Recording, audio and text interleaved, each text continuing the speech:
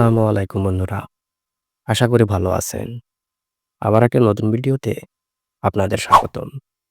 আজকে অত্যন্ত পরিচিত একটি ঔষধ নিয়ে আলোচনা করব, যে ঔষধের গুণাগুণ শুনে আপনি নিজেও মনে করতে পারবেন না যে এই ঔষধ এত কাজ করে।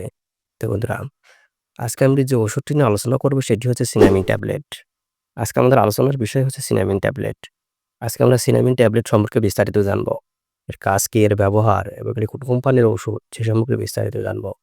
তো বন্ধুরা, আপনারা দেখতেছেন মেডিসিনের কথা ইউটিউব চ্যানেল। প্রতিনিয়ত মেডিসিন এবং স্বাস্থ্য বিষয়ক টিপস পেতে চ্যানেলটি সাবস্ক্রাইব করে পাশে থাকা বেল আইকনটি বেজে দিন, যেন সবার আগে মেডিসিন এবং স্বাস্থ্য বিষয়ক টিপস আপনি পেতে পারেন। এছাড়াও আপনি খাচ্ছেন এমন কোনো ওষুধ সম্পর্কে জানতে কমেন্ট করুন। সিনামিন ট্যাবলেট হচ্ছে ক্লোরফেনিরামাইড মিলেট গ্রুপের একটি ওষুধ। এটি বাংলাদেশে সাধারণত ইভিডেসিনা ফার্মাসিউটিক্যাল কোম্পানি বাজারজাত করে থাকেন।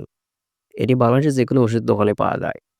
এই সিনামিন ট্যাবলেটের ব্যবহার: এই সিনামিন ট্যাবলেট সাধারণত অতিরিক্ত অ্যালার্জি, নাক দিয়ে পানি পড়া, রাইনাইটিস, সর্দি, সাধারণ ঠান্ডা, ভ্রমণজনিত বমি, এছাড়াও খুসখুসে কাশি ইত্যাদিতে ব্যবহার করা হয়ে থাকে। এক কথায় আপনার শরীরে যদি অতিরিক্ত অ্যালার্জি থাকে, অ্যালার্জির কারণে শরীরে লালচে, লালচে দাগ হয়, লাল, লাল দাগ হয় এবং সবসময় শরীর চুলকায়, সেক্ষেত্রে এই সিনামিন ট্যাবলেট আপনি ব্যবহার করতে পারেন এবং এই সকল রোগের জন্য সিনামিল গুরুত্বপূর্ণ ভূমিকা পালন করে থাকে। এই সিনামিল ট্যাবলেটের মাত্রা ও সেবনবিধি: প্রাপ্তবয়স্ক ৪ মিলিগ্রাম প্রতি ৪ থেকে ৬ ঘন্টা পর পর এবং সর্বোচ্চ ২৪ মিলিগ্রাম পর্যন্ত একদিনে খেতে পারবেন। এবং বাচ্চাদের জন্য ৬ থেকে ১২ বছর ২ মিলিগ্রাম প্রতি ৪ থেকে ৬ ঘন্টা পর পর এবং সর্বোচ্চ ১২ মিলিগ্রাম পর্যন্ত সেবন করতে পারবে।